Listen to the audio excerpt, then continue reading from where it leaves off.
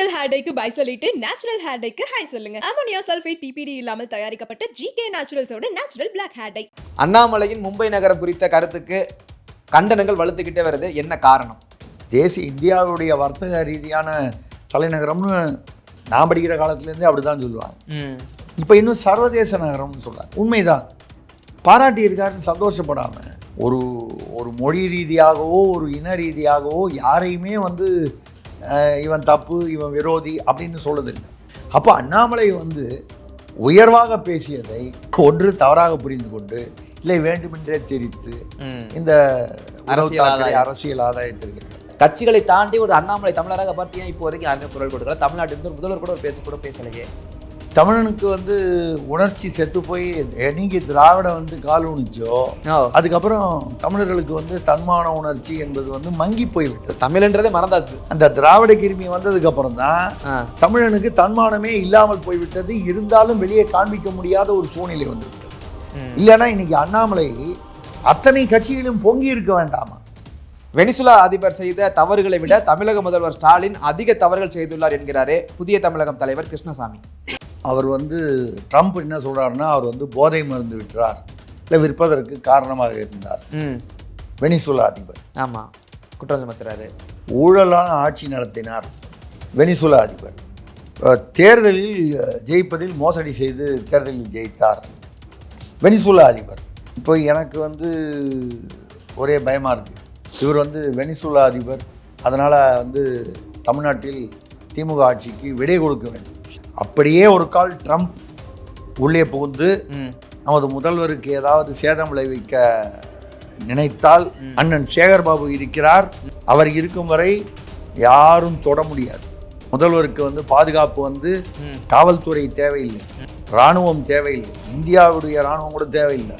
அரசியலை புரிஞ்சுக்கணும்னு தன் தொண்டர்களுக்கு திரும்ப அறிவுரை கூறி உள்ளாரே. அண்ணனுக்கே அரசியல் புரியல, தொண்டர்களை பார்த்து எனக்கு தான் புரியல, நீங்களாவது புரிஞ்சுங்கன்னு கேட்குறாரு. இப்போ 25 வருஷத்துக்கு மேலே அரசியலில் இருக்காரு, இவருக்கு இன்னும் அரசியல் புரியலையே. இவருக்கு புரிஞ்சு இரண்டாம் நிலை நிர்வாகிகள், எனக்கு என்னமோ அவங்களுக்கு நல்லா அரசியல் புரிஞ்சிருச்சுன்னு தோணுது. இரண்டாம் நிலை நிர்வாகிகள் அவங்களாம் இவர் வெளியே போனால் கூட அவங்க வர்ற மாதிரி இல்லை திமுக கூட்டணியை விட்டு. அந்த சூரிய ஒளியிலேயே அவங்க விட்டமின் டி நிறைய பாஞ்சதுனால, விட்டமின் டி வந்ததுனால அவங்க சௌரியமாக இருக்காங்க. அப்போது தொண்டர்களுக்கு அரசியல் புரியல அப்படின்னு வருத்தப்படுறாரு அண்ணன் திருமா. அவருக்கு புரியலன்றது தான் அப்படி நாசுகா சொல்கிறாரா?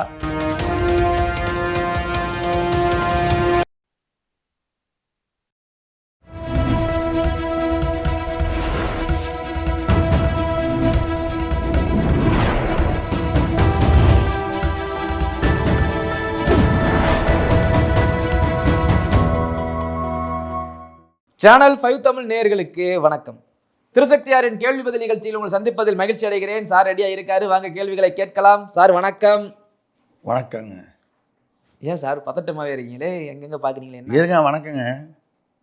யார் வர்றாங்களா? போலீஸ் துரத்துதுங்க. போலீஸ் துரத்துதா? ஏன் சார், நம்ம தான் 2 வாரமாக நிகழ்ச்சி பண்ணல.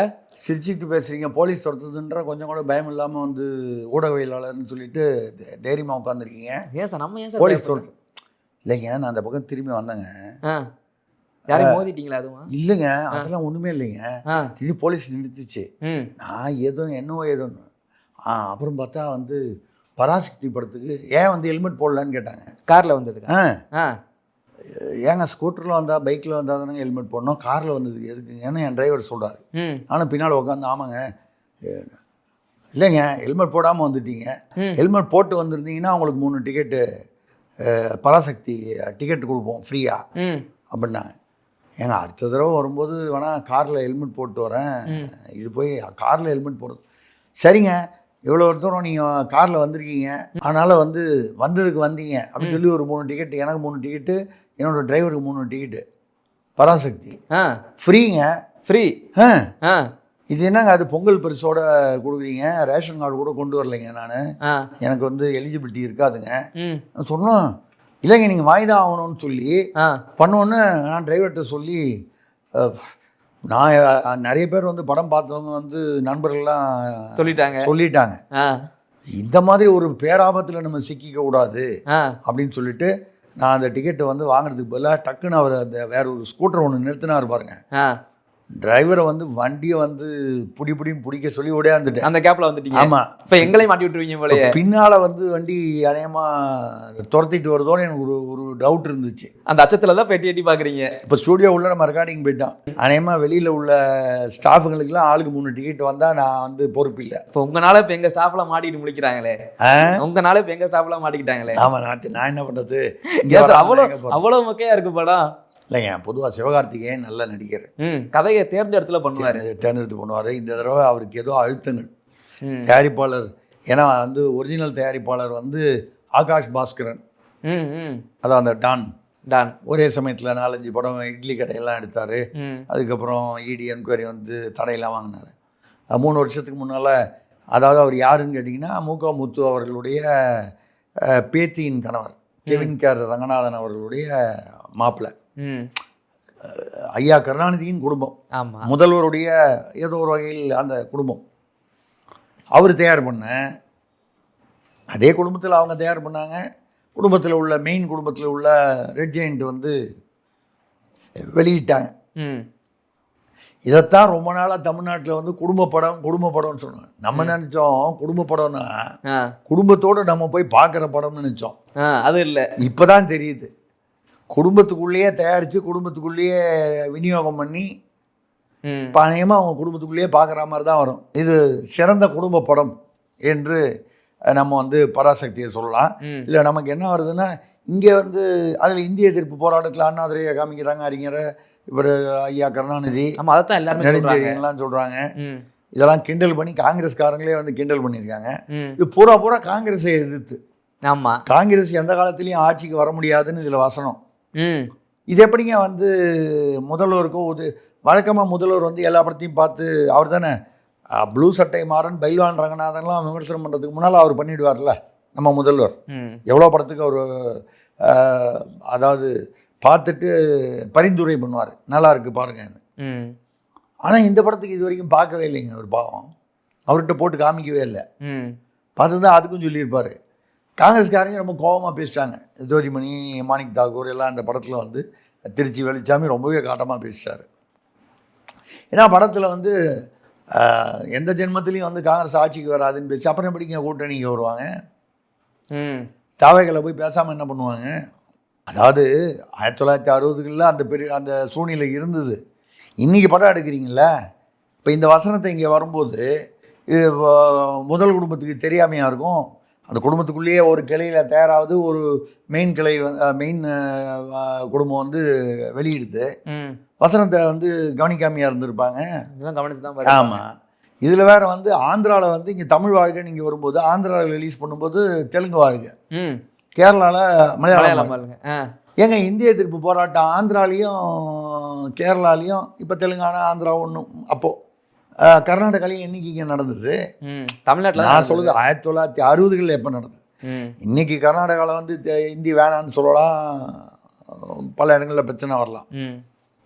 1960களில் நீங்கள் காமிக்கும்போது அதில் முக்கியமான விஷயம், ஈரோட்டுக்காரரை காமிக்க மாட்டாங்க, வரவே வராது.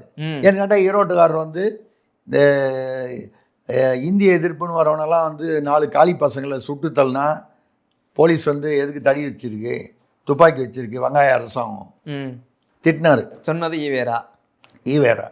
அது மட்டும் இல்லாமல் நான் என்னுடைய திராவிடர் கழக தோழர்கள்லாம் சொல்லிட்டேன், எவனாவது இந்திய எதிர்ப்புன்னு வந்தான்னா கையில் இது அது என்ன தீக்குச்சி, எரி நெய், தீச்சட்டிலாம் வச்சுங்க, போட்டு கொளுத்துங்க அப்படின்னு வந்தால் 5 அடங்குச்சு இந்தி போராட்டம். அப்போ இந்தி போராட்டத்தை தமிழ்நாட்டில் அடக்கி ஒடுக்கியவர் யாரு? காங்கிரஸ் கூட இல்லை. காங்கிரஸ் சார்பில் அவர் பண்ணாரா, எப்படி பண்ணாரோ 63 விடுதலை பத்திரிகையில், குடியரசு பத்திரிகையில் எழுதியிருக்காரு நான் சொன்ன வாசகங்கள். அப்போ அவர் தான் ஒடுக்கியிருக்காரு. அதை பற்றி இதில் ஒரு வரி கூட வரல. ஒரு கதையாக இருந்தால் நீங்கள் வந்து அந்த கதையில் வந்து யார் எதிர்த்தாங்கன்றது, யாரெல்லாம் ஆதரிச்சாங்கன்னு வரும்போது யாரெல்லாம் எதிர்த்தாங்கன்னு வரணும். ரெண்டாவது முதல் 1 ஹவரில் வந்து டுவேட் பாடிட்டு இருக்காரு இந்தி போராளி, அது சினிமான்னு வரும்போது ஹீரோயின் ஃபார்முலா.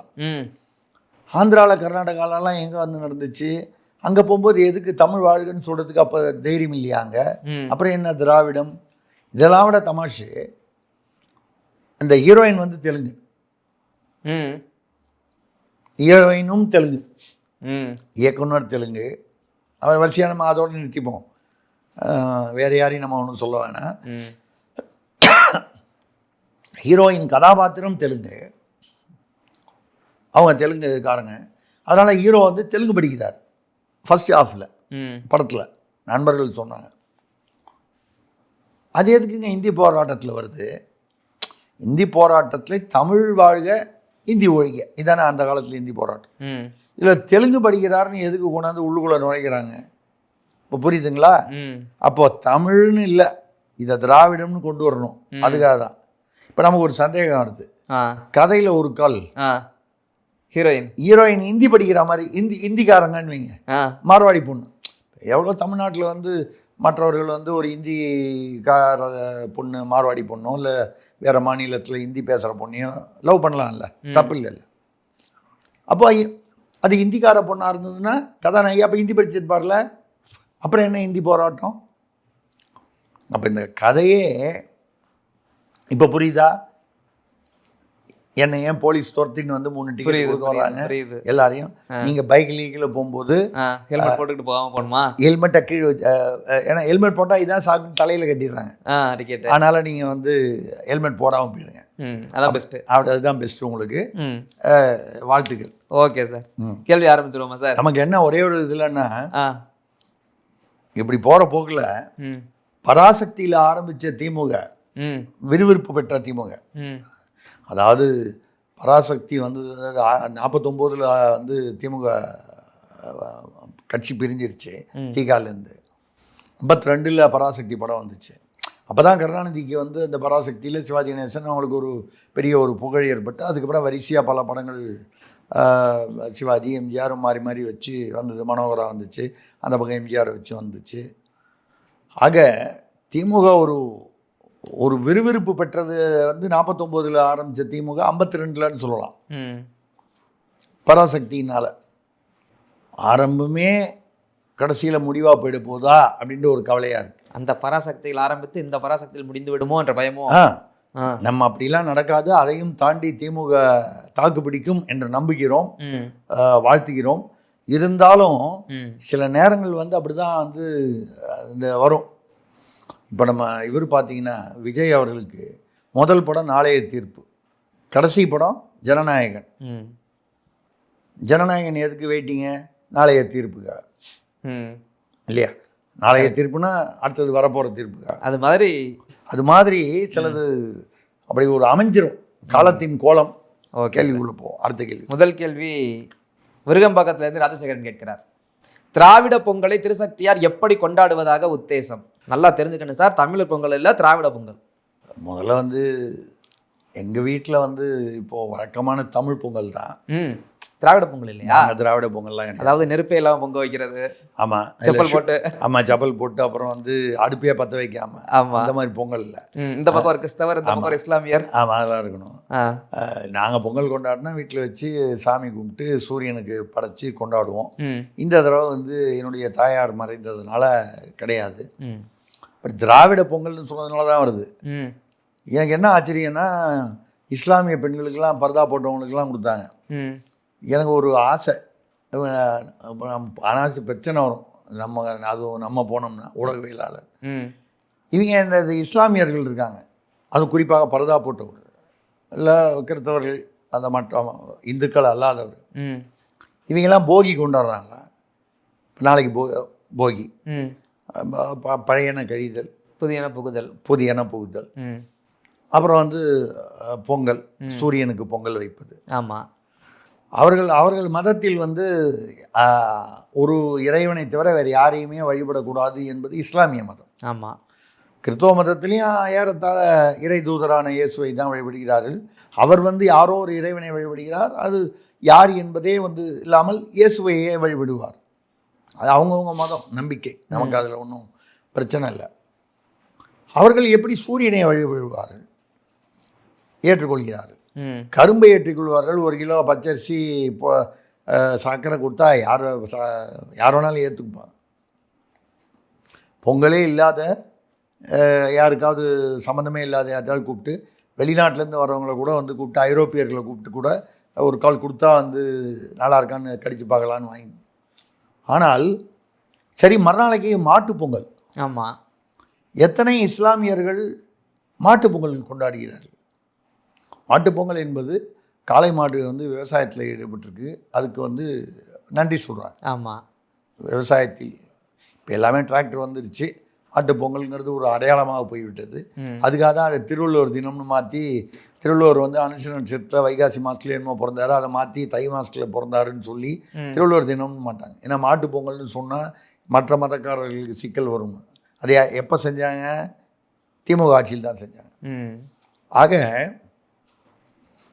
என்ன பழையன கழிதல் புதியன புகுதல்.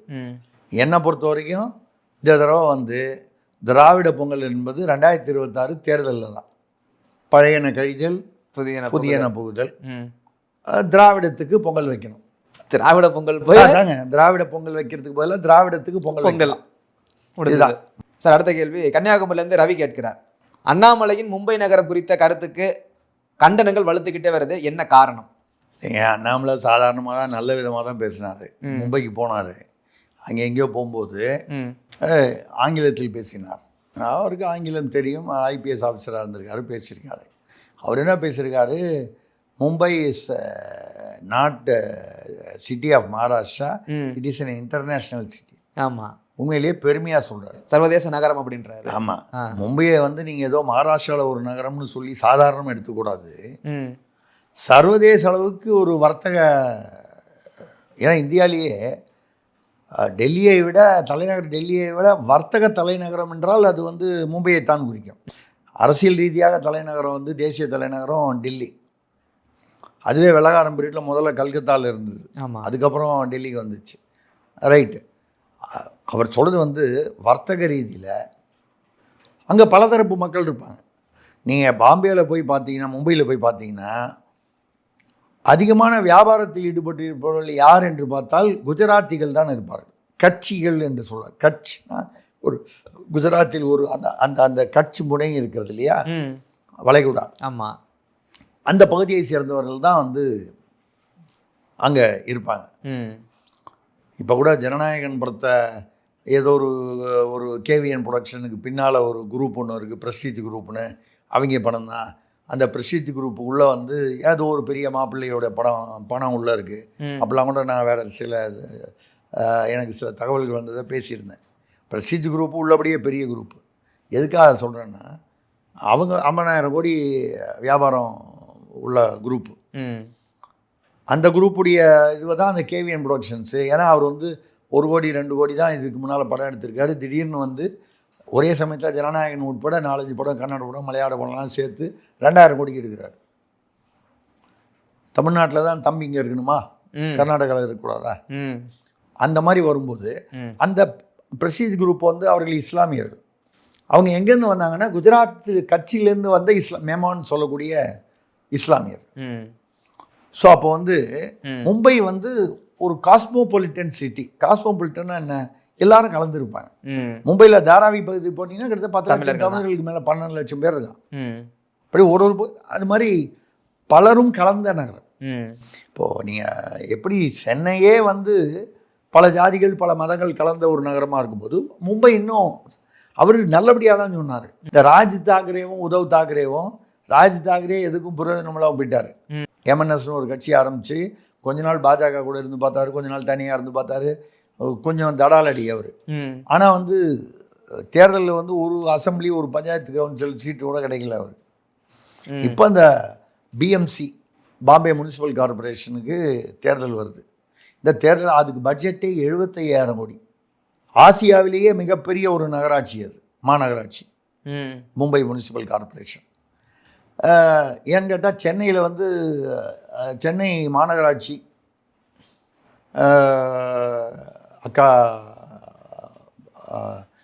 அக்கா பிரியா மேயர் அவர்னு சொன்னால், அப்போ யாரோ வந்து எனக்கு அவர் மகள் போலன்னு சொன்னாங்க. நம்ம சரி வேணாம், அந்த அந்த கன்ஃபியூஷனுக்குள்ளெல்லாம் நம்ம போக வேணாம். சென்னையில் வந்து மாநகராட்சி 8,000 கோடி, பெங்களூரு வந்து 19,000 கோடி அந்த பட்ஜெட்டு. மும்பை வந்து 75,000 கோடி, ஆசியாவிலேயே பெருசு. இதான் இருக்கிறதுலே பெருசு. ஆமாம். அப்போ அவர் என்ன சொல்கிறாரு, அந்த தேர்தலில் பாஜக நிற்குது, அதுக்காக அவர் தேர்தல் பிரச்சாரத்துக்காக அங்கே போகிறாரு. தமிழர்கள் வாழும் பகுதி அந்த மாதிரி இடங்களில் மற்ற பகுதிகளுக்கும் போகிறாரு.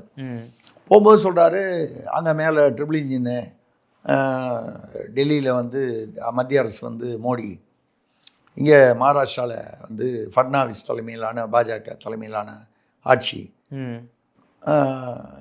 ஏக்நாத் ஷிண்டே தான் அந்த எல்லாம் இருக்காங்க, பிஎம்சியில் பாஜக அப்படின்னு சொல்லி அதுக்காக பேசுகிறார் அவர்.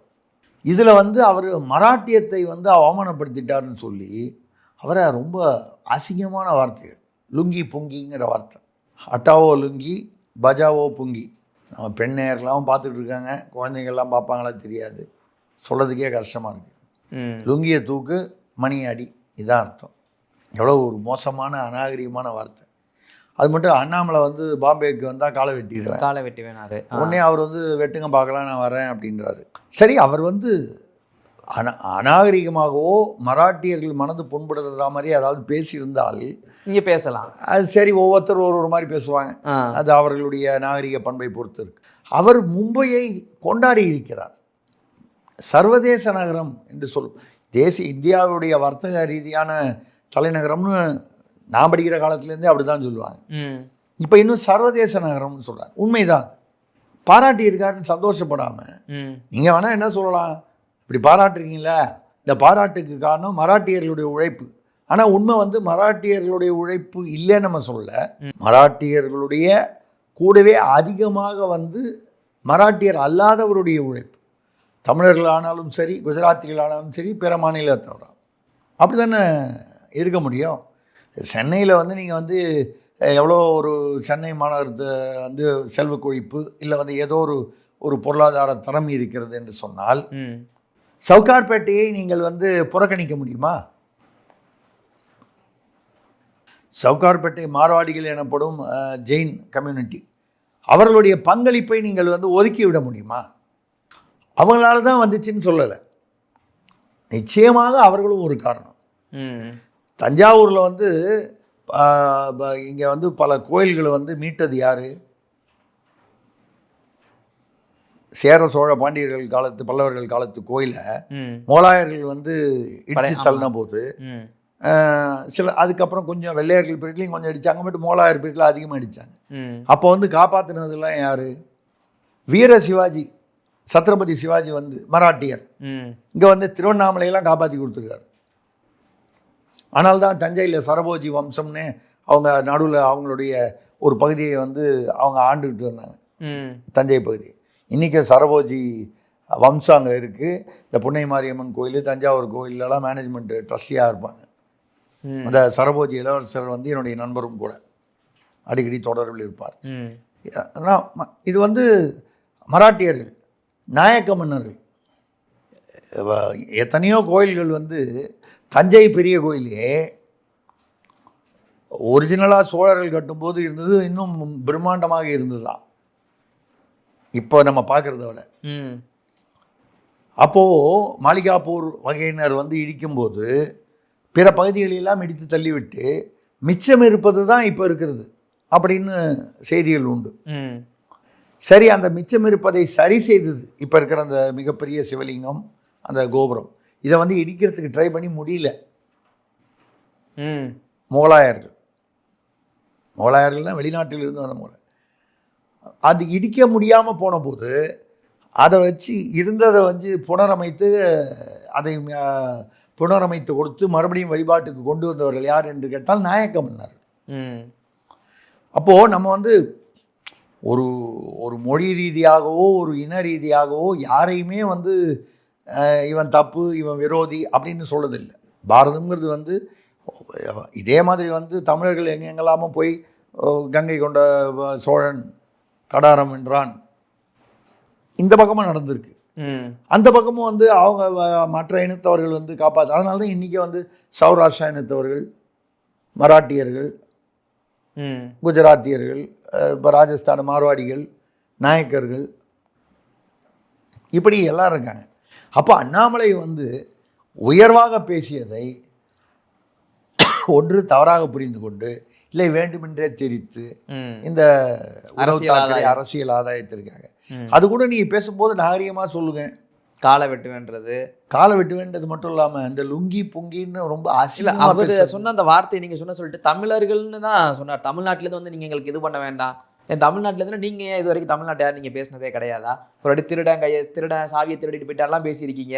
ஒரு வாட்டி கமல் அப்படித்தான் வந்து தமிழ்ல இருந்து கன்னடம் பிறந்தப்போ கன்னடத்துல அப்படியே குதிச்செல்லாம் எந்திரிச்சாங்க. அப்பெல்லாம் நம்ம ஆட்கள் இங்க அமைதியா தானே இருக்காங்க. ஏன் தமிழ்நாட்டுல பேசும்போது கூட கொஞ்சம் கூட கட்சிகளை தாண்டி ஒரு அண்ணாமலை தமிழராக பார்த்து ஏன் இப்போ வரைக்கும் யாருமே குரல் கொடுக்கல? தமிழ்நாட்டில் இருந்து ஒரு முதல்வர் கூட ஒரு பேச்சு கூட பேசலையே. தமிழனுக்கு வந்து உணர்ச்சி செத்து போய் நீங்க திராவிடம் வந்து கால் ஊனிச்சோ அதுக்கப்புறம் தமிழர்களுக்கு வந்து தன்மான உணர்ச்சி என்பது வந்து மங்கி போய்விட்டது. தமிழ்ன்றதே மறந்தாச்சு. ஆமா, இவனை தமிழ்நாட்டில் ஏன்னா இவனை வந்து தமிழ்நாட்டில் தமிழ்ன்னு சொல்லிக்கிட்டா ஏதோ ஒரு பெரிய அவமானம் ஒரு தவறான ஒரு விஷயங்கிற அளவுக்கு கொண்டு போயிட்டாங்க இந்த திராவிடம்னு ஒன்று கொண்டு வந்து. அதனால இப்போ வந்து தமிழன்னா அதை வந்து பாராட்டுறதுக்கோ குரல் கொடுப்பதற்கோ தோல் கொடுப்பதற்கோ அவனுக்கு வந்து இப்போ என் தொண்டை மாதிரி ஆயிடுச்சு. இன்னைக்கு என் தொண்டை இருக்கா மாதிரி குரல் வரமாட்டேங்குது. இது தற்காலிகம், 2 நாள் சரியாயிடும். ஆனால் இது அதுதான் சொல்கிறேன். இதுக்கு காரணம் ஒரு வைரஸுங்க, ஒரு கிருமி, நோய் கிருமி வைரஸ். அதுதான் இப்போ என்னுடைய தொண்டை இப்படி குரலற்று போனதற்கு காரணம். தமிழ்நாட்டிலும் அந்த கிருமிக்கு பேர் தான் திராவிடம்னு சொல்கிறேன். அந்த திராவிட கிருமி வந்ததுக்கு அப்புறம் தான் தமிழனுக்கு தன்மானமே இல்லாமல் போய்விட்டது. இருந்தாலும் வெளியே காண்பிக்க முடியாத ஒரு சூழ்நிலை வந்து விட்டது. இல்லைன்னா இன்னைக்கு அண்ணாமலை அத்தனை கட்சியிலும் பொங்கி இருக்க வேண்டாமா? கட்சி வித்தியாசம் இல்லாமல் திமுக அதிமுக இன்னும் என்னெல்லாம் கட்சி இருக்கோ காங்கிரஸ் உட்பட பொங்கி இருக்க வேண்டாமா? அண்ணாமலை என்கிற தனிநபரை விட்டு விடுங்க, பாஜகன்றதை விட்டு விடுங்க. அது தமிழ்நாட்டில் தான் சொல்லிட்டேனே, வைரஸ் கிருமி. இது நான் வெந்நீர் குடிச்சா போகும், அது எதை ஊற்றணும், அது விரல் மை வச்சாதான் போகும். இது வெந்நீர், அது விரல் மை. ஆமாம், அது விரல் மையை நீங்கள் வந்து எங்கே கரெக்டாக வைக்கணுமோ அங்கே வச்சிங்கன்னா தான் அது சரியாகும். சார், அடுத்ததாக திருச்சியிலிருந்து கல்யாணி மாதவன் கேட்குறாங்க.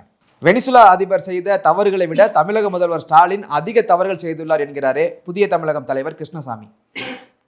அப்படின்னு சொல்லியிருக்காரோ? ஆமாம், வெனிசுலா வரைக்கும் கம்பேர் பண்ணுறாரு. அது வெனிசுலா அதிபர், நான் அதை பற்றி மட்டும் சொல்கிறேன், ஒன்றும் தப்பாக நினச்சிக்காதீங்க. அவர் வந்து ட்ரம்ப் என்ன சொல்கிறாருன்னா, அவர் வந்து போதை மருந்து விற்றார் இல்லை விற்பதற்கு காரணமாக இருந்தார் வெனிசுலா அதிபர். ஆமாம், குற்றம் சுமத்துறாரு. ஊழலான ஆட்சி நடத்தினார் வெனிசுலா அதிபர். தேர்தலில் ஜெயிப்பதில் மோசடி செய்து தேர்தலில் ஜெயித்தார் வெனிசுலா அதிபர்.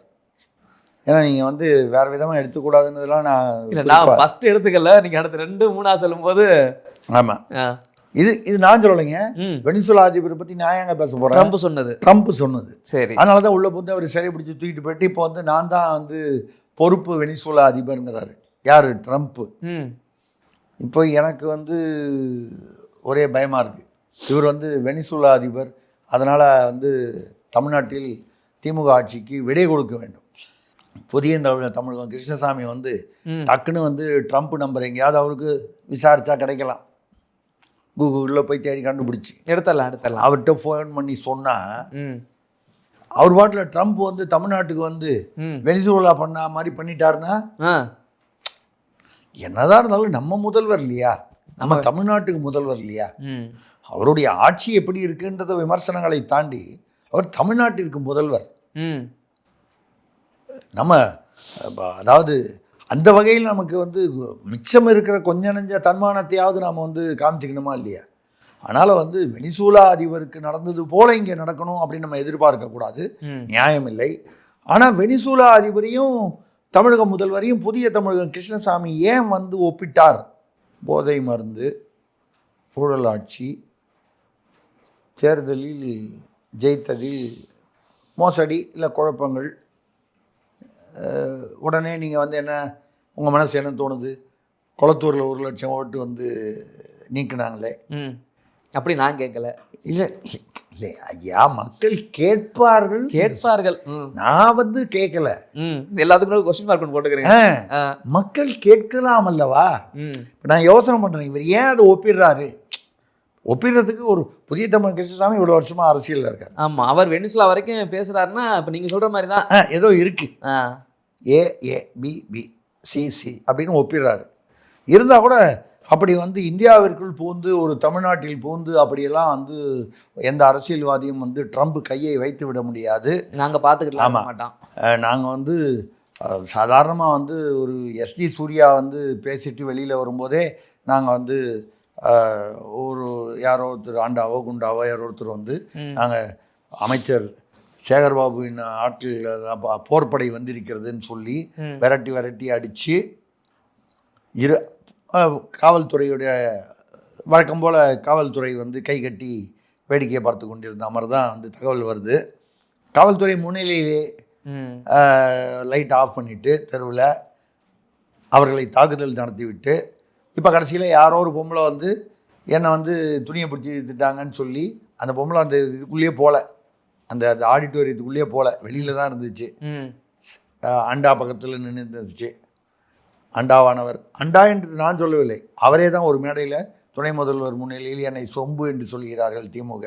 நான் திமுக சொம்பு இல்லை, திமுக அண்டா என்று சொன்னேன், பெருமையாக சொன்னார்.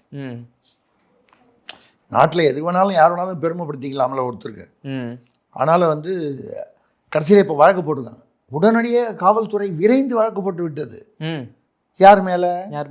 பாதிக்கப்பட்டவர்கள் மேலே. அது வழக்கம் போல தானே.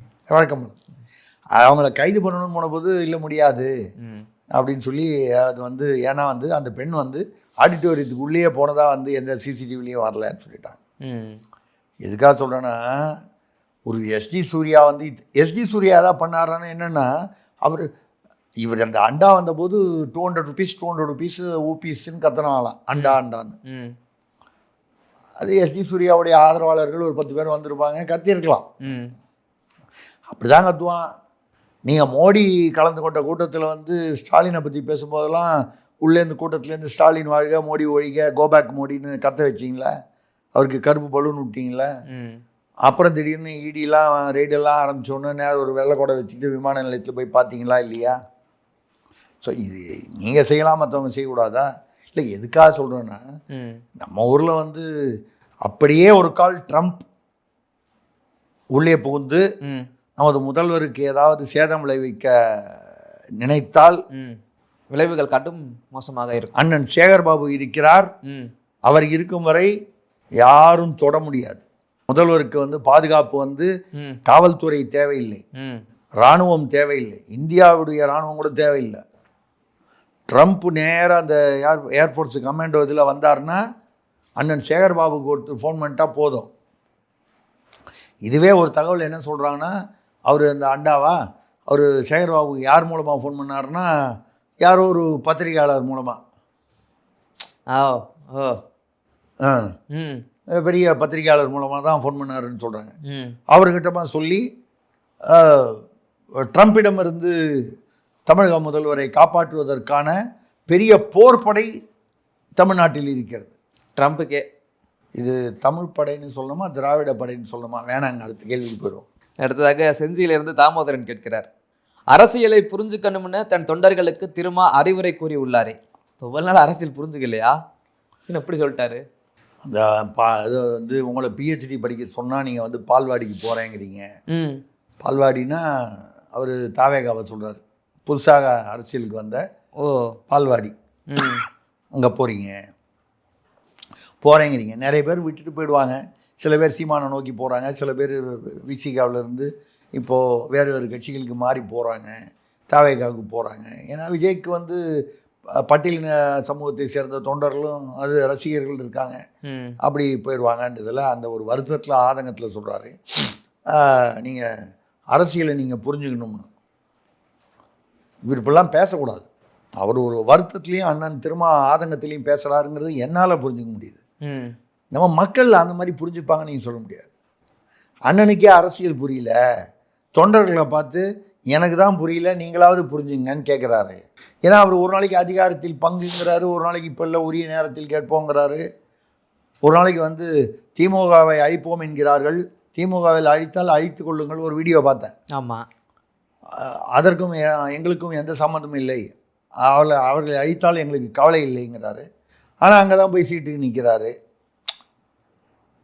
அப்போ 25 வருஷத்துக்கு மேலே அரசியலில் இருக்காரு, இவருக்கு இன்னும் அரசியல் புரியலையே. இவருக்கு புரிஞ்சு 2ஆம் நிலை நிர்வாகிகள், எனக்கு என்னமோ அவங்களுக்கு நல்லா அரசியல் புரிஞ்சிருச்சுன்னு தோணுது. 2ஆம் நிலை நிர்வாகிகள் அவங்களாம் இவர் வெளியே போனால் கூட அவங்க வர்ற மாதிரி இல்லை திமுக கூட்டணியை விட்டு. அந்த சூரிய ஒளியிலேயே அவங்க வந்து விட்டமின் டி நிறைய பாஞ்சதுனால, விட்டமின் டி வந்ததுனால அவங்க வந்து சௌரியமாக இருக்காங்க. அப்போது தொண்டர்களுக்கு அரசியல் புரியல அப்படின்னு வருத்தப்படுறாரு அண்ணன் திருமா. அவருக்கு புரியலன்றது தான் அப்படி நாசுகா சொல்கிறாரா என்னன்னு நமக்கு தெரியல. அடுத்ததாக காஞ்சிபுரத்திலிருந்து கமலக்கண்ணன் கேட்கிறார், குடும்ப ஓய்வூதிய திட்டத்தில் துணைவி பெயரை சேர்க்க மத்திய அரசுக்கு டில்லி உயர்நீதிமன்றம் உத்தரவிட்டுள்ளதே. இந்த வம்பு தானே வேணான்றது. ஏன் சார் என்ன சிக்கலில் மாட்டி விடணுன்னே கேள்வி கேட்குறாங்க. துணை அதாவது மனைவிக்கு மட்டும்தான் பொதுவாக வந்து ஓய்வூதியம், கணவர் இறந்த பிறகு ஓய்வூதியம், அந்த குடும்ப பென்ஷன், பென்ஷன் அவங்களுக்கு வரும். ஒரு ஏதோ ஒரு குறிப்பிட்ட வழக்கில் வந்து துணைவி வந்து அந்த குடும்பம் அவங்களுக்கு குழந்தைங்கள்லாம் இருக்குது. உங்களுக்கு புரியலன்னா இந்த பக்கம் ராயப்பேட்டா பக்கத்தில் மனைவி இருக்காங்கன்னு வச்சுங்க, அந்த பக்கம் ஆழ்வார்பேட்டு பக்கத்தில் துணைவி. ஒரு உதாரணத்துக்கு சொல்கிறேன், நீங்கள் வேறு ஊர் பேர் கூட நீங்கள் மாற்றிக்கலாம், உதாரணத்தை மாற்றிக்கலாம். நீங்கள் நான் உங்களுக்கு புரிய வைக்கணுங்கிறதுக்காக சொல்கிறேன். மனைவி தூத்துக்குள்ள துணைவி அப்படி வச்சுங்க, அது மாதிரி வச்சுங்க, அது மாதிரி ஏதாவது வச்சுக்கிங்க, அப்போ தான் உங்களுக்கு தெளிவாக தெரியும். அது மாதிரி வரும்போது நீங்கள் மனைவிக்கு மட்டும் பென்ஷன் கொடுக்கக்கூடாது, துணைவி அவங்க குழந்தைகளுக்கும். ஏன்னா அவங்களும் வந்து என்ன பண்ணாங்க, அவர்கள் மீது என்ன குற்றம். அதே மாதிரி அதில் அந்த சொல்லி அதை வந்து பரிசீலிக்கும்படி டெல்லி உயர்நீதிமன்றம் சொல்லியிருக்கு. இது அநேகமாக சரித்திரத்தில் இதெல்லாம் கொஞ்சம் வித்தியாசமான தீர்ப்புகள். இப்போ எப்படி வந்து வேறு சில தீர்ப்புகள்லாம் பார்த்தீங்கன்னா லிவின் அப்படின்னு சொல்கிறாங்க, இணைந்து வாழ்கிறார்கள், அது பேர் தானே துணைவி. என்னமோ இன்றைக்கி தான் புதுசாக கண்டுபிடிச்சா ஜென் இசட், நாங்கள் தான் கண்டுபிடிச்சோம் லிவின் டுகெதர். ஒன்றுங்கயா, எங்கள் அரசியல்வாதிகள் எங்கள் தலைவர்கள்லாம் என்றைக்கோ கண்டுபிடிச்சிட்டாங்க. அன்றைக்கே அந்த லிவின் டுகெதர்லாம் வந்து எத்தனையோ வருஷம், 50 வருஷத்துக்கு முன்னாலேயே வந்து கண்டுபிடிச்சி அதெல்லாம் பண்ணு, நீங்கள் அதுக்கு பேர் வச்சுருக்கீங்க, அவ்வளோதான். இதுதான் வந்து சொன்னது. ஏன்னா வந்து அதில் வந்து ஒரு அந்த தீர்ப்பில் ஒரு முக்கியமான விஷயம் பார்த்தீங்கன்னா சொல்லியிருக்காரு, அவர் வந்து அந்த அந்த அரசு ஊழியர், மறைந்த அந்த அரசு ஊழியர், அவர் வந்து அதை மறைக்காமல் ஆரம்பத்தில் இருந்தே தைரியமாக வெளியே சொல்லியிருக்கிறார். நம்ம தமிழ்நாட்டிலையும் அதே மாதிரி பொதுவாக அந்த அதே ரூல் வந்து அப்ளை ஆகும்னு பார்த்தா சிலதெல்லாம் யோசனை பண்ணி பார்த்தோம்னா, ஆரம்பத்தில் மறைச்சிட்டாங்க, இல்லைன்னு சொல்லிட்டாங்க, அப்புறமா ஆமான்னு சொன்னாங்க, சரி ஆமான்னு சொல்லிட்டாங்க, மேடையிலேயே கூட எல்லாருக்கும் நேரம் ஆமான்னு சொல்லிட்டாங்க. அப்படின்னா என்ன, நமக்கு என்னென்னா இந்த உயர்நீதிமன்ற தீர்ப்பு இப்போ வந்ததுக்கு முன்னால் இன்னும் 50 வருஷம் இந்த உயர்நீதிமன்ற தீர்ப்பு வந்து டெல்லியில் வந்து இதுக்கு வந்து நடைமுறைப்படுத்துவதற்கு 2026 இல்லை 2025, 26 தேவைப்படுகிறது. இவ்வளோ தூரம் வந்துருக்கு. எங்கள் தமிழ்நாட்டில் நாங்கள் என்றைக்கோ இதை நடைமுறைப்படுத்திட்டோம். ஆமான்ல, அன்றைக்கி காவல்துறை உயர் அதிகாரிலாம் தலைவர் ஏ வீட்டிலிருந்து பி வீட்டிற்கு சென்று கொண்டிருக்கிறார், பி வீட்டில் ஓய்வெடுத்து விட்டு 4 மணிக்கு அவர் மறுபடியும் ஏ வீட்டிற்கு வருவார். இன்றைக்கி நீதிமன்றம் சொல்கிறத இப்போ புரிஞ்சுதுங்களா உங்களுக்கு? சமூக நீதிக்கு இந்தியாவிற்கு மட்டுமில்லை சர்வதேசத்துக்குமே முன்னோடியாக திகழ்வது தமிழ்நாடு, அதிலும் திராவிடம். புரிஞ்சுதுங்களா உங்களுக்கு? நல்லா புரிஞ்சுது. இப்போ 2025 ஏறக்குறைய 50 வருஷங்களுக்கு முன்னாலேயே இது நடந்ததா இல்லையா தமிழ்நாட்டில்? இன்றைக்கி நீங்கள் நீதிமன்ற தீர்ப்பு சமூக நீதி எல்லாம் நிலநாட்டுறீங்க, நாங்கள் என்றைக்கோ நாட்டிட்டோம் சமூக நீதி. அடுத்தது போங்க. அடுத்ததாக ஸ்ரீபெரும்புத்தூர்லேருந்து லதா பிரியகுமார் கேட்குறாங்க, திமுக ஆட்சி நன்றாக இருக்கிறது என்று திடீர் பல்ட்டி அடித்திருக்கிறாரே ஐயா ராமதாஸ். உண்மையை சொல்ல போனால் ரொம்ப குழம்பி போயிருக்காரு.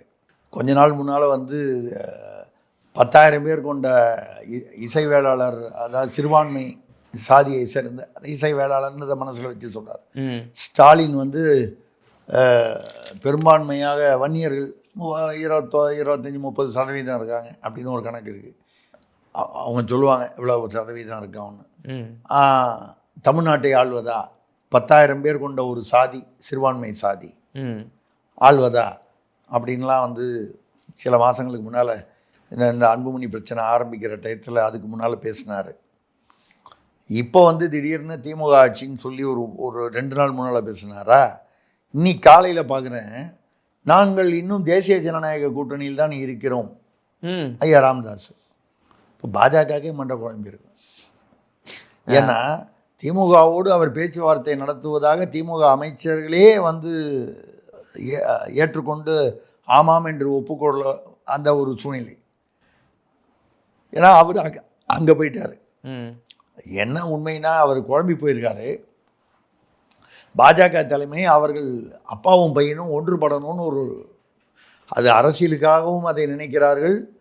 ரெண்டாவது ரொம்பவும் அநாகரிகமாக போயிட்டுருக்கு. என் பையன் பைத்தியம், அவனை சரியான வழக்கில்னு அவர் சொல்லவும், இந்த பக்கத்துலேருந்து உள்ள 2 எம்எல்ஏவை வந்து அது ஒரு தாக்குதல் நடத்தினதா அவங்க பேர்லேயும் 2 பக்கமும் குற்றச்சாட்டுகள் பறக்கின்றன. இதனால் வந்து அந்த இயக்கமும் அதற்கு பின்னால் உள்ள அந்த சாதியினரும் அவர்களுடைய வாக்குகளும் ஒரு ஒரு தர்ம சங்கடத்துக்கு உள்ளாகிறது. அந்த வகையில் பாஜக தலைமை வந்து அவங்க 2 பேரையும் அப்பாவையும் பையனையும் ஒன்று சேர்க்கணும்னு பார்க்குது. பாஜக அது வெற்றி பெறுதா இல்லையோ, நான் மனதார உளமாற நினைப்பது அப்பாவும் பையனும் ஒருத்தருக்கு ஈகோவை விட்டு கொடுத்து நடந்ததெல்லாம் மறந்துட்டு ஒன்றா சேரணும். நீங்களே சொல்கிறீங்க, தமிழ்நாட்டில் ஒரு பெரும்பான்மை சமுதாயம் வன்னியர் சமுதாயம். அந்த சமுதாயத்திற்கு அடையாளமாக திகழும் நீங்கள் இப்படி அடித்து கொண்டால் அது மற்றவர்களுக்கு கொண்டாட்டம். தமிழ்நாட்டில் எல்லாமே சாதி அரசியல் தான். X versus Y, A versus B, இப்படி ஒரு பகுதியில் அது இப்படி சாதி அரசியலை தூண்டிவிட்டு தான் நடக்கும். அப்பொழுது நீங்கள் வந்து மற்றவர்கள் வந்து உங்களை பயன்படுத்தி கொள்வதற்கு இடம் கொடுத்து விடுகிறீர்கள். அது வேண்டாம். என்ன பையன் என்னன்னு நீங்கள் விட்டு கொடுத்துருப்பாங்க, அப்பான்னு அவரும் விட்டு கொடுத்துட்டு போட்டோம் அப்படிங்கிறது தான். ஆனால் பெரியவர் வந்து ரொம்ப குழப்பத்தில் இருக்கிறார். ஒரு நாளைக்கு ஒன்று பேசிக்கிட்டு இருக்கார்.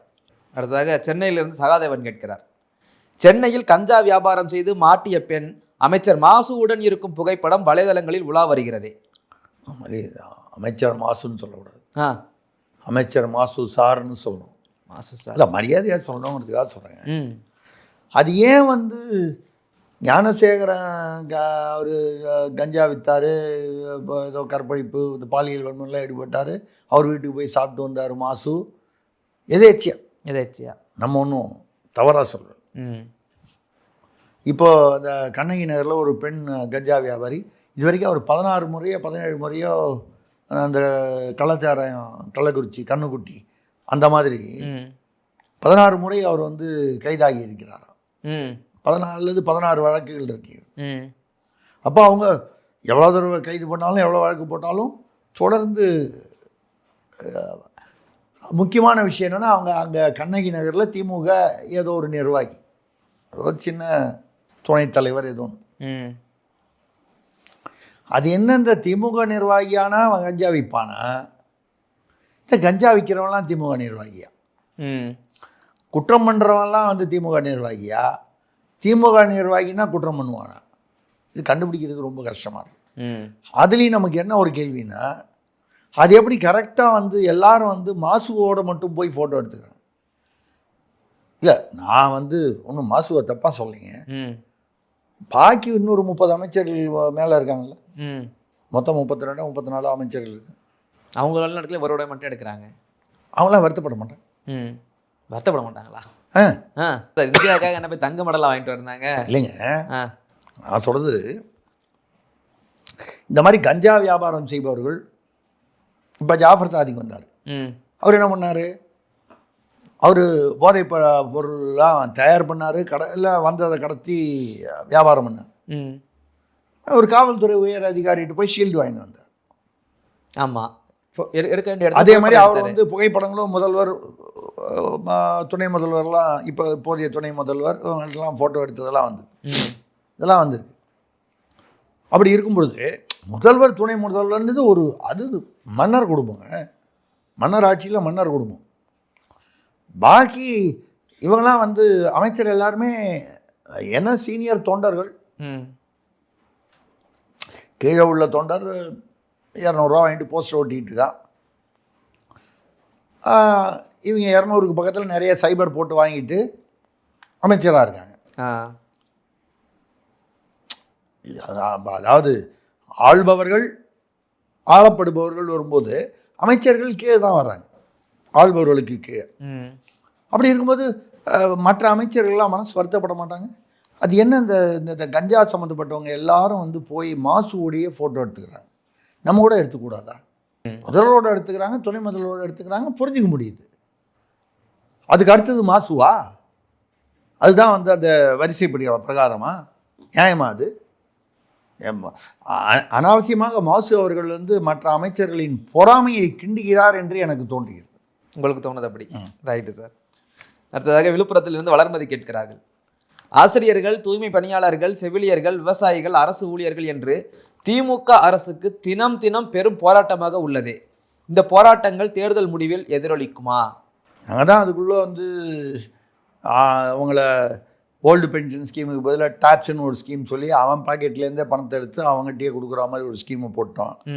இப்போது அண்ணன் சேகர்பாபு வந்து நேற்றுக்கு வந்து இவங்க அவங்க பேர் என்ன, தூய்மை பணியாளர்களோட ஏதோ ஒரு சமரசத்துக்கு வந்து விட்டதாக சொல்கிறாங்க. இப்போ என்ன பண்ணுவாங்க, எல்லாம் இந்த 1 மாதம் 2 மாதத்துக்கு எல்லாம் சமரசம், போராட்டம், வாபஸ்ன்னு சொல்லி எதையாவது கொடுத்து அந்த போராட்டத்துக்கு முக்கியமாக இருக்கிறவங்க யாருன்னு பார்த்து அதை அவங்களுக்கெல்லாம் செய்ய வேண்டியதை செய்து அவர்களுடைய விருப்பங்களை நிறைவேற்றி, மொத்தமாக இல்லை குறிப்பிட்டவர்களை ஆமாம் பண்ணி இப்போதைக்கு ஏதாவது வாபஸுன்னு சொல்லிடுவாங்க. ஆனாலும் வந்து இப்போ அந்த பென்ஷன் ஸ்கீமு முதல் நாள் இன்றைக்கி இனிப்பு கொடுத்து கொண்டாடினாங்க. அப்புறம் ஒரு 2 நாள் கழித்து ஃபுல்லாக படித்து பார்த்தாங்க. அரைப்படுபாவுமே நம்ம காசு எடுத்து நமக்கே திருப்பி கொடுக்குறாங்க, இது நம்மளே வச்சுக்கிட்டு இருந்தால் இது வட்டியோடு போட்டால் இன்னும் அதிகமாகவே வருமே, இது ஒரு ஏமாற்றாச்சே அப்படின்னு சொல்லி எல்லாரும் வந்து இப்போ தகராறு பண்ண ஆரம்பித்தாங்க. ஆமாம், இது மாதிரி தான் வந்து வரும். இது கண்டிப்பாக எதிரொலிக்கும். நான் பலமுறை சொல்லிட்டு இருக்கேன், அரசு ஊழியர்கள் முடிவு செய்து விட்டால் ஒரு ஒரு ஒரு ஒரு கட்சிக்கு வந்து ஆதரவு அல்லது எதிர்ப்பு என்று முடிவு செய்து விட்டால் அதுவே ஒரு மிகப்பெரிய பலம் அல்லது பலவீனமாகும். ஏன்னா நான் வந்து சொல்லுவேன், உதாரணமாக ஒரு தொகுதி எடுத்துக்கிட்டிங்கன்னா சட்டமன்ற தொகுதியில் ஒரு அரசு ஊழியருங்கிறது ஒரு 10,000 பேர் இருப்பான். அவனுக்கு குடும்பம்னு வச்சா ஒரு 30,000 40,000 வாக்கு வரும். இல்லை குறைந்தபட்சம் ஒரு 20-25,000 வாக்கு வரும். அரசு ஊழியர் குடும்பம் குறைஞ்சது 20,000 வச்சாலும் 20,000 வச்சு. ஏன்னா உங்களுக்கு ஒரு சட்டமன்ற தொகுதியில் வந்து 2 லட்சம் வாக்குகளுக்குள்ள தான், 1.5 லட்சம் 2 லட்சம். ஆமாம், எப்படி 2 லட்சம் அதை போலிங்க ஆகுதுன்னா 1.25 லட்சம், அதான் 1.5லேருந்து 2 லட்சம். இதில் 20-25,000 வாக்குகள் என்பது கணிசமான வாக்கு. ஆமாம், மிக அதிகமான வாக்கு இது. முடிவு செய்யக்கூடிய வாக்குகள் இந்த தடவை முடிவு செய்யும். அடுத்ததாக செங்கத்திலிருந்து காளிதாஸ் கேட்கிறார். பாஜகவும் காங்கிரசும் தம் கூட்டணியில் அதிகாரத்தில் பங்கு ஏற்கிறதாமே. ஆமாம் கேட்குறாங்க. அதுதான் வந்து ஐ.பெரியசாமியை விட்டு அதிகாரத்தில் பங்கு இல்லைன்னு திமுக சொல்லிடுச்சு. அது ஏன் ஐ.பெரியசாமி விட்டு சொல்கிறாங்கன்னா, ஆல்ரெடி அந்த ஜிஎஸ்டியில் அதில் சிக்கல்லாம் இருக்கார்ல, ஐ.பெரியசாமி காட்டி விட தான் முடிவு பண்ணிட்டாங்களாம் இந்த தடவை. அவருக்கு எம்எல்ஏ சீட்டு கிடையாதான். அப்போது இவரை விட்டு சொன்னான், யாரை விட்டு சொன்னான்னு கட்சி தலைமை சொன்னதாக தானே அர்த்தம், அதிகாரத்தில் பங்கு இல்லைன்னு. காங்கிரஸ் போனால் போகட்டுங்கிற அர்த்தத்தில் தான் சொல்கிறாங்க காங்கிரஸ். ஆனால் அதில் வந்து காங்கிரஸ் பிஜேபியும் வந்து அதிமுகவுடன் கேட்கிறது, அவர் எடப்பாடியும் வந்து ஆட்சியில் பங்கு இல்லைங்கிற மாதிரி தான் பேசிகிட்டு இருக்கார். அமித்ஷா ஒரு பக்கம் வந்து தேசிய ஜனநாயக கூட்டணி ஆட்சி தமிழகத்தில் அமையும்னு பேசிகிட்டு இருக்காரு. எது நடக்கும் எப்படி நடக்கும்னு தெரியாது.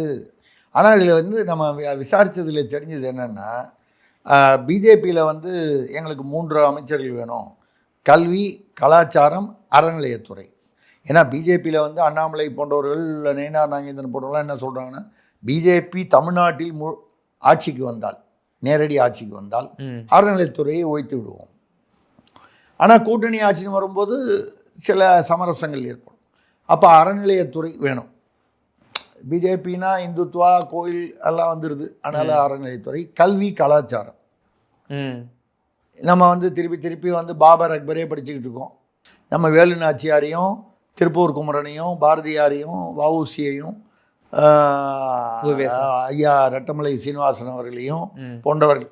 நான் ஒரு சில அங்கங்கே சில முத்துராமலிங்கத்தை இப்படி இந்த உதாரணங்கள்லாம் நம்ம வந்து மறந்து போயிட்டோம். ம். அவங்கள பற்றி படிப்போம். அதுக்காக வந்து கல்வி ம். கலாச்சாரம் அதை ஒட்டி வர்றது கேட்குறாங்க. ம். காங்கிரஸில் விவரமானவங்க அவங்க கேட்குறது பொதுப்பணித்துறையும் நீர்வளத்துறையும். அப்படி பார்த்தீங்களா? இப்ப- அடிச்சா ஒரு அடினாலும் இப்படி அடிங்கண்ணா. இல்லைங்க பாருங்க, ஆ. இப்போ புரியுதுங்களா? குடியாத்தமுறை சொன்னது எவ்வளோ தூரம் உண்மையாக இருக்கும்னு. ம். 60,000 கோடின்னு சொன்னார்ல குடியாத்தங்குமரன், திமுகவை சேர்ந்தவர், வெளிப்படையாக சொன்னார் இல்லையா? இப்போ புரியுதா காங்கிரஸ் எதை கேட்குதுன்னு? ம். ஏன் வந்து காங்கிரஸ் முக்த பாரத்னு வந்து மோடி சொன்னதுக்கப்புறம் கிட்டத்தட்ட அப்படியே நடந்துக்கிட்டு இருக்குன்னா, ம். மக்கள் இதை உணரத் தொடங்கி விட்டார்கள். ம். அதாவது வந்து அது எனக்கு வந்து விஜய் பேரில் கூட கோவம், நடிகர் அது சாரி தாவேகா தலைவர் விஜய் பேரில். ம். என்ன அவர் வந்து இதுவே இல்லை வந்து கொள்கையே இல்லை, திமுக கொள்கையே இல்லை, வெறும் கொள்ளையடிக்கிறாங்க. கொள்ளையடிப்பது ஒரு கொள்கை அல்லவா? அதுவும் கொள்கையில் வருது. கொள்கை. ஆ ஆ. கலைஞர் வசனம் எழுதின ஒரு படத்துலேயே அது கலை, அது திருச்சி வேலுச்சாமி கூட ஒரு பேட்டியில் சொல்லியிருக்காரு. ம். மந்திரி குமாரி படத்தில் ஆமாம். கலபா நடராஜன் அவங்க அப்பாவான அது மெயின் வில்லன், இவர் துணை வில்லன் சொல்லுவார் அப்பா கிட்ட, என்ன ஒரே கொலை பண்ணுற கொள்ளையடிக்கிற கற்பழிக்கிறீங்க. அது அது அது கொலை அல்ல, கொள்ளை அதை எடுத்துக்கொள்ளக்கூடாது. கொள்ளையடிப்பதும் கொலை செய்வதும் கலை, கற்பழிப்பதும் ஒரு கலை அப்பா, நான் ஒரு கலைஞர் அப்பா. உடனே நீங்கள் திருச்சி வெளிச்சாமி சொன்னதை வச்சுட்டு மற்ற கேள்வி எதுவும் கேட்டு அவர் பேசினாலே புரிஞ்சிருச்சு யாரும் சொல்ல வராது அப்படின்னு. அது மாதிரி இன்னைக்கு உள்ள நிலைமை இருக்கு. அதுதான் கொள்கைன்னு ஆகிப்போச்சு. பாருங்க, கேட்கும் போதே இந்த 60,000 கோடி வேணும்னு கேட்குறாங்க காங்கிரஸ். குடியாத்தங்குமரன் அந்த அந்த வருஷனில் பார்த்தீங்கன்னா கேட்கும் போதே எங்களுக்கு 60,000 கோடி வருமானம் வரா மாதிரி எங்களுக்கு 2 துறை வேணும்னு கேட்குறாங்க. இந்த பிஜேபி தமிழ்நாட்டில் இவங்க எப்பவுமே இந்த கொள்கை கோட்பாடு இந்துத்துவா இதே இவங்களுக்கு தொழில், இதை வச்சுட்டு கல்வி கலாச்சாரம்னு பேசிகிட்டு இருக்காங்க. Okay sir. அடுத்ததாக தாம்பரத்திலிருந்து மைக்கேல் ராஜ் கேட்கிறார், என் ஒரு துளி ரத்தமும் தலைவர் விஜய்க்கு என்கிறாரே செங்கோட்டையன். ஏன் அவர் ஏதாவது அனிமிக்காக இருக்காரா விஜய்?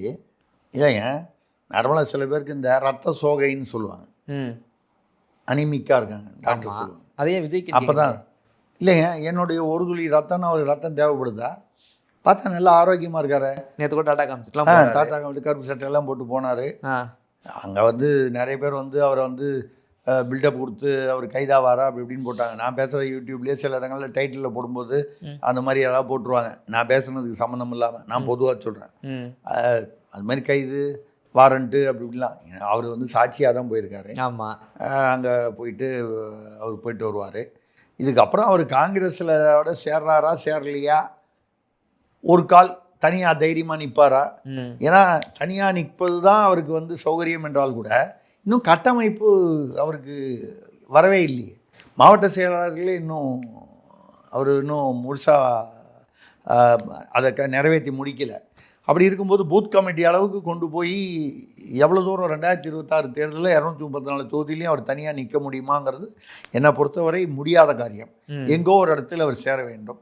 ஒன்று காங்கிரஸோட இப்போ அவங்க வர்றதுக்கு தயாராக, பெரும்பாலான காங்கிரஸ்காரர்கள் தயாராக இருக்கிறார்கள் தமிழ்நாட்டில், சேரலாம். இல்லை பரவாயில்லன்னு அதிமுக பாஜக அணிக்கு வரலாம். சிபிஐ என்கொயரி வேறு இருக்குது. இப்போ சிபிஐ என்கொயரியில் மிரட்டி அவரை வந்து சேர வச்சுருவாங்கன்னு நான் நம்பலை. ஏன்னா அதில் என்ன சாட்சியாக தானே போயிருக்காரு. ஆமாம், அவரை மிரட்டுறதுக்கு அதில் ஒன்றும் பெரிய விஷயம் ஒன்றும் இல்லை. அப்படியே மிரட்டினாலும் யார் அந்த அந்த 41 உயிர்கள் விலை இவருடைய கவனக்குறைவு காரணம் என்பது சுட்டி காட்டப்படலாம், அது பண்ணலாமே தவிர அதை வந்து குற்றமாக கொண்டு அவரை தண்டிப்பதற்கு வந்து வாய்ப்புகள் குறைவென்று நினைக்கிறேன். எஃப்ஐஆர்லேயும் போடல. இதில் செல்வப்பெருந்தையை தான் ஒரு பெரிய காமெடி சொன்னார். அது என்னென்னா, சிங்கத்தின் வாயில் அவர் வந்து தலையை நுழைத்து விட்டார், சிபிஐக்கு போயிட்டார். யார்? விஜய் தவேகா. பேசாமல் வந்து மாநில போலீஸ் எஸ்ஐடி, நம்ம தமிழ்நாடு மாநில காவல்துறை விசாரணையில் இருந்தால் அவருக்கு வந்து நல்லபடியாக நியாயமாக விசாரித்திருக்க முடியும். யாராவது திருடங்கையிலேயே சாவியை கொடுப்பாங்களா?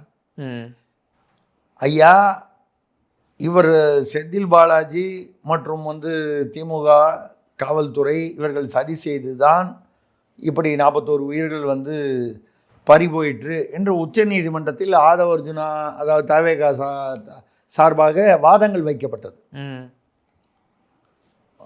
வழக்கறிஞரே வாதாடினார். அஃபிடவிட்லேயே எழுதியிருக்காங்க. இப்போ இவரை சாட்சியாக கூப்பிட்றாங்க. நேற்று இவர் பேசினதா இன்னைக்கு காலையில் டைம்ஸ் ஆஃப் இந்தியாவில் வந்துருக்கிறத பார்த்தீங்கன்னா அதான் சொல்கிறார் அவர். வந்த தகவல் விசாரணையில் நேற்று வந்து இல்லை அவங்க சதி பண்ணிட்டாங்க. அப்படி இருக்கும்பொழுது இப்பொழுது வந்து அவர் பாஜகனா தேசிய ஜனநாயக கூட்டணியில் இணைந்தால் வியப்பில்லை. ஐயா, காங்கிரஸோட பேசிக்கிட்டு இருக்காரு, எல்லார்தான் பேசிகிட்டு இருக்காங்க. ராமதாஸ் ஐயா இங்கே பேசிகிட்டு இருக்காரு, ஐகோ இங்கே பேசிக்கிட்டு இருக்காரு, மல்லை சத்யாவும் கூடவே பேசிக்கிட்டு இருக்காரு. இன்னைக்கு நேற்று கூட விசிகாலேருந்து திருமாவளவன் சொல்லியிருக்காரு, ராமதாஸ் ஐயா இங்கே வந்தால் நாங்கள் எப்படி இருக்கிறது நேற்று கேட்டிருக்காரு. எல்லா பக்கமும் பரபரப்பாக ஓடிக்கிட்டு தானே இருக்குது. ஆனால் அந்த வகையில் எதுவும் நடக்கலாம், அரசியலில் பார்க்கலாம். ஓகே சார், கேள்விகள் எல்லாம் முடிந்து விட்டது. இன்றைய நாள் காதோடு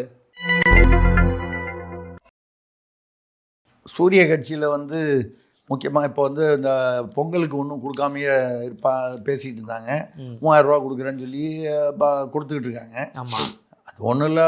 முன்னால் 2 வருஷம் கொடுக்காதது 1000 கொடுக்காதது சேர்த்து இப்போ கொடுத்துருக்காங்க, அவ்வளோதான் அப்படின்னு சொல்லி ஒரு விமர்சனம் இருக்குது. ரைட்டு, போன வருஷம் கொடுக்கல, இந்த வருஷம் தேர்தலுக்காகன்றது கொடுக்குறாங்க. இது ஒரு பக்கம் இருக்க. இப்போது அந்த மடிக்கணினிலாம் வேறு வந்து கடைசி நிமிஷத்தில் கொடுக்குறாங்க. அதுவும் 3ஆம் ஆண்டு படிப்பவர்களுக்கு மட்டும். இந்த 10வது 12வது படிக்கிறவங்களுக்குலாம் இல்லை. கொடுத்தா அது பயன்படுத்த மாதிரி கிடையாது. ஆமாம், கொடுத்தா பயன்பட்டுடும். அதனால் வந்து இவங்கெல்லாம் ஏற்கனவே வச்சுருப்பான், இல்லை வந்து யூஸ் பண்ணிக்கிட்டு இருப்பான் யாரையாவது. அதில் வேறு எங்கள் படம்லாம் போட்டு கொடுத்தா அவன் உட்காந்து இருக்கிறது பத்தாதுன்னு அழிச்சிக்கிட்டு இருக்கான். அழிச்சா வந்து வாரண்டி கிடையாதுன்னு சொல்கிறது. அழிச்சா வாரண்டி கிடையாதுன்னு மிரட்ட வேண்டியது. அது ஒரு இதெல்லாம் நடந்துக்கிட்டு இருக்கு. இப்போ ஒரு துரையானவர் வந்து அங்கேருந்து சூரிய கட்சியிலேருந்து பேசியிருக்காரு. பொங்கலுக்கெல்லாம் 3000 ரூபாலாம் கொடுத்தாச்சு, இதையும் கொடுத்து இதெல்லாம் கொடுத்ததுக்கப்புறம் தேர்தலும் போது ஒன்றும் அதெல்லாம் கொடுக்கறதுக்கெல்லாம் ஒன்றும் காசு இல்லை. தேர்தலும் போதுன்னா வாக்கு ஓட்டுக்கு வழக்கமாக அந்த கட்சி அப்படின்னாலே ஓட்டுக்கு காசு கொடுப்பாங்க, இல்லை அதிகமாக கொடுப்பாங்க இப்படின்ற ஒரு நம்பிக்கை உண்டு. அதை நம்பி தான் அவர்கள் தேர்தலிலும் நிற்பார்கள். இப்படி ஏன் வந்து அவர் திடீர்னு பேசினார்? துரையானவர் மூத்தவர் அப்படின்னா, நம்ம 10 ரூபா ஐயா இருக்கார் இல்லையா, 10 ரூபா பாபா, 10 ரூபா பாபாவுடைய நிறைய கணக்குகள் வந்து வெளியில் வராத கணக்குகள் எல்லாமே முடக்கப்பட்டு விட்டன. முடக்கப்பட்டு மக்களுக்கு பொதுவாக இது முடக்கப்பட்டது என்று தெரிந்தது கொஞ்சம்தான். ஆனால் அதிகமாக வந்து மிகப்பெரிய அளவில் முடக்கப்பட்டு விட்டன. அதுக்கப்புறம் அவர் நடுவில் போயிட்டு உள்ளே போனார், வெளியே வந்தார், அமைச்சராக இருந்தார், இல்லாமல் இருந்தார், மறுபடியும் கண்டினியூ பண்ணார். இத்தனையும் தாண்டி கொஞ்சம் மூமெண்ட்லாம் பண்ணிகிட்டு இருந்தார். இந்த மூமெண்ட் பண்ணதில் இல்லாமல் நிறைய இப்போ பிளாக் பண்ணிட்டாங்க. ஆனால் இந்த செய்தது யார்? மத்திய அரசு தான் செய்திருக்க முடியும். மத்திய அரசு தொடர்பான புலனாய்வுத்துறைகள் இதெல்லாம் செஞ்சிட்டதுனால இப்பொழுது பெரிய பிளாக் ஏற்பட்டு விட்டது, தடை. அதனால தான் இப்போ துரையானவர் வந்து 3000 ரூபா இதுக்கு வேறு கொடுத்துட்டோம்ல, அப்புறம் தேர்தலுக்கு ஓட்டுக்கெல்லாம் எதிர்பார்க்காதீங்கன்னு ஒரு இடத்துல பேசியிருக்கார். திடீர்னு அப்படி வந்து பேசுகிறதுக்கு ஏதாவது ஒரு காரணம் இருக்கணும் இல்லையா? அது காரணம் என்னென்னா இதுதான் சொல்கிறாங்க. இப்போ விஜய் சிபிஐ அங்கே போய் விசாரணையிலேயே வந்து அது எதை நோக்கி செல்கிறது என்றால் 10 ரூபாயை நோக்கி தான் செல்கிறதா. டார்கெட் வந்து விஜய் அல்ல, 10 ரூபாய்க்காரர் தான் வந்து டார்கெட்டு. 10 ரூபாய்க்காரரை டார்கெட் பண்ணி முடக்கினாலே அப்போ புரியுதா உங்களுக்கு துரையார் அவர்கள் ஏன் அப்படி பேசினார் என்று? அவர் வந்து விஷயம் அறிந்தவர், எல்லாம் அறிந்தவர். இத்தனை வருடங்களாக 60 வருடங்களாக அரசியல் இருப்பவர். அப்போது சிக்கலில் இருக்கிறது அந்த கட்சி அப்படிங்கிறது தான் இப்போ வந்த செய்தி. மற்றது அடுத்த வாரம் பார்ப்போம். ஓகே சார், இன்றைய நாள் காதோடும் அருமை, மக்களின் கேள்விகளுக்கான பதிலும் அருமை. அடுத்த ஒரு நேர்காணலில் சந்திப்போம். நன்றி.